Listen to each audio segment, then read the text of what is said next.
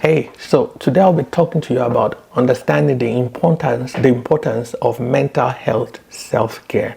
Very, very important. I'll tell you a little story in the Bible. So there was this prophet who had done some very mighty, powerful things called Elisha in the Bible. And after calling down fire from heaven and all of that, the next day the queen was unhappy with him. Actually, the same day, the queen was unhappy with him, and he sent someone to him and said, hey, you know what? In the next 24 to 48 hours, I'm going to kill you. And the man who had slain many people, called down fire, was so scared. He became very anxious and he started running. He ran all the way out of the city, ran into the desert, and 3 days, 4 days, he was still running. Now, the ultimatum was basically 24 to 48 hours, but this man was still running. A week into the whole thing, he was still running. And I usually say that you have to take care of your mental health, because clearly this man was distressed, he was anxious. And when you are anxious, you leave facts behind. One, the man was given a message. The message was an ultimatum of 24, 48 hours. That has passed, he has forgotten about that. Two, avoid messengers that cause you stress.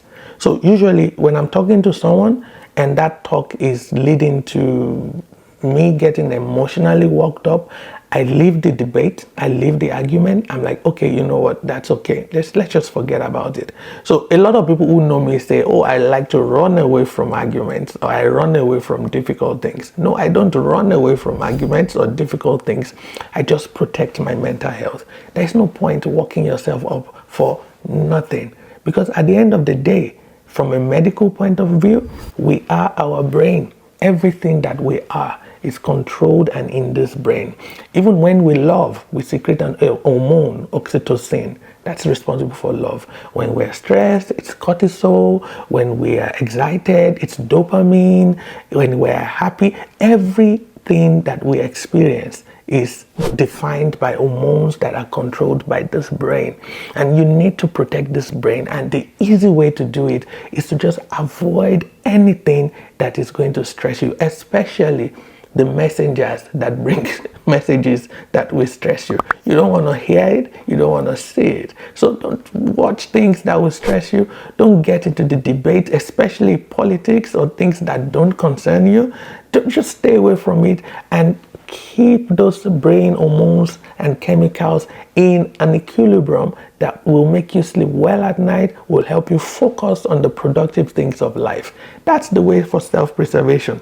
Every animal, the first instinct they have is self-preservation. Don't be an exception.